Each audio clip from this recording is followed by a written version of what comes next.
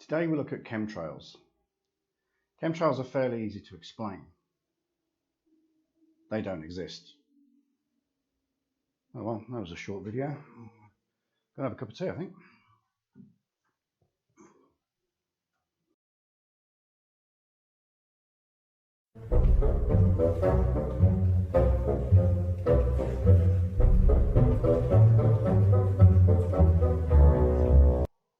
G'day and welcome back to the channel. Chemtrails. First of all, chemtrails do not exist. They are, of course, contrails. But we'll cover the scientific side shortly. Now, chemtrails isn't really a humorous subject, but I shall do my best to inject a little bit of humour. Conspiracy theories about chemtrails began in the mid-90s when the United States Air Force published a report about weather monitoring. From that, it was quickly conspiracized that the Air Force was actually spraying the atmosphere with chemicals and affecting the general public. This led to very angry letters and calls to the government, and a conspiracy very quickly gathered with the help of the internet. In the year 2000, the EPA, the FAA, NASA, and the NOAA collectively put out a fact sheet in relation to chemtrails. This only fueled the conspiracy theorists who misinterpreted what was in the fact sheet and continued to claim that there were chemtrails and that they were trying to control the public. Unfortunately, the conspiracy wheels gathered pace when it was released in 2013 that the CIA, NASA, and the NOAA were to provide funds to the National Academy of Sciences in order for them to conduct further investigations in how to counteract global warming using geoengineering. This here is Jam Noise 72, a conspiracy theorist extraordinaire. The video is dated 2012, but obviously the conspiracy theory still holds very strong today. Hi guys, I'm just making this video because I'm sure a lot of you have seen the video I added yesterday, which was a story from the BBC Science and Environment on the news website, and it was a story about geoengineering, and just one of the articles was saying that the 72% of the public have agreed to geoengineering. I'm just going to quickly explain to you what geoengineering is. Now, geoengineering is a way of making the sun stop shining on Earth and to reflect it away from Earth. That's what geoengineering is. This is not altogether true. From the University of Oxford here, we have what is geoengineering. And it states that geoengineering is the deliberate large-scale intervention in the Earth's natural systems to counteract climate change. What do these include? Albedo enhancement, as we spoke about earlier, increasing the reflectiveness of clouds or the land surface so that more of the sun's heat is reflected back into space. Space reflectors blocking a small proportion of sunlight before it reaches the Earth. And yes, stratospheric aerosols, introducing small reflective particles into the upper atmosphere to reflect some sunlight before it reaches the surface of the Earth. So geoengineering is not to block the Earth's, the sun to the Earth, it is to control it. And they're saying they're doing this because it's going to defeat global warming. And the thing is, global warming, no such thing. You know, we've always had changes in weather, it's perfectly normal.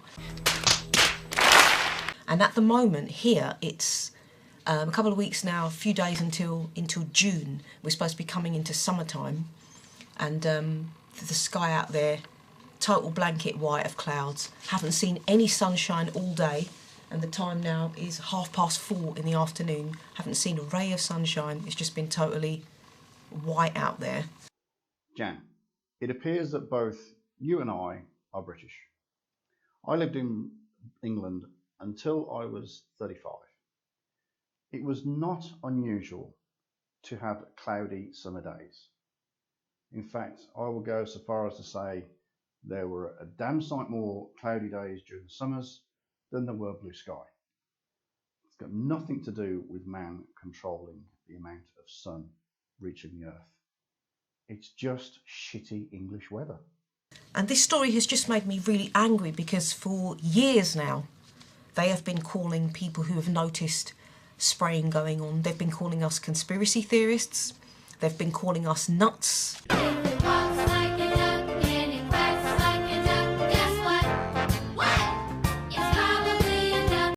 People have been, ostracised by their friends, their family, their work friends, because everyone has been just assuming they're a nutcase because it's out in the mainstream media, and they've made it look like anyone that's noticed this is an absolute freak. So, and there's a word going around, chemtard. No shit. And it was this picture here that totally, to be honest, pissed me off, right? So to all you people who think that those who are noticing the planes doing this is number 2, yeah? Atmospheric aerosols, yeah? That means they've got planes flying at a certain altitude lower than where a contrail would form, which is what we have all been saying, and these planes are spraying out chemicals which are then making the sun bounce off them and go back into space. So they've even got in the picture here, you know the haze that we see? Look at this. There's the haze. That's where they're spraying. This is a chemtrail. This is aerosol spraying. For all of you who say that it's not happening, this is a picture of geoengineering. What she is referring to here is this BBC news article that came out roughly around the same time. Now, as you can see, it comes under the technologies section and is obviously looking at the future of what could possibly be done to assist with global warming. Now, she concentrates very highly on this photo here. The article goes on to say that with the change in the Earth's reflectivity or albedo, so they've obviously suggested putting space reflectors up, spraying stratospheric aerosols in the upper atmosphere. This could reflect some of the light back out into space. And then there are some earthbound reflectors that they put in the desert. What she's going on about here is where she says planes are flying lower than the typical altitudes where you get contrails. She's obviously not grasped the concept that this thing is certainly not to scale. And the haze that she's talking about, it's just the picture depicting the different levels of atmospheres as we go from outer space down to the ground. It's just an out there theory that could possibly help in the future to assist with global warming. And as the article goes on to say down here at the moment, stratospheric aerosols seem to offer the most effect for the least investment and could be deployed soon, but present an unknown risk to the environment. Obviously, they're not going to do that because they don't know how it's going to affect the environment. It also says changes to the desert surface albedo are projected to be more effective than ocean fertilization, but could change delicate ecosystems in unexpected ways. So none of this is going to happen. None of this is going to happen at all. Most theories are done on computer-based, because obviously if they start going out doing these things, it could affect the environment even worse, and we'll be back to square one. Now, Jan and other chemtards claim that this has only been happening in recent years, the gradual expansion of chemtrail experiments and the spraying of the atmosphere. But as we see here from these images, chemtrails have existed since World War II. Aviation has been part of our lives now for well over 100 years, and contrails have always been happening. Okay, the science of it. A contrail or vapour trail are a type of man-made cloud that we sometimes see behind an aircraft. They are predominantly made of water in the form of ice crystals.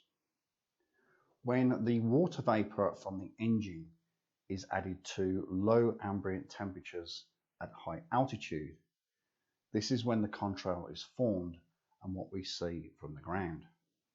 Now, dependent on the air temperature and humidity at the height of the plane, the contrail can be seen for a few minutes or even a few hours. And the spreading of the contrail is dependent on the wind at that height. Spreading of the contrail could make it look like a cirrus type cloud. So that's it. A contrail explained in what, 35, 40 seconds? So if anybody comes to you about chemtrails, they don't exist. There are some images out there of planes with huge barrels in them, and people say that that is the chemical that they release. Those are actually filled with water, and water can be pumped from each barrel to each barrel. This is done to test the center of gravity in a plane, and those water tanks often resemble people or cargo. So that's it. Contrails. Done. Next. Hope you enjoyed it. If you did, please hit the thumbs up button. Comments, as always, I will respond as best I can. They are coming thick and fast at the moment. I'll see you in the next video. Good day.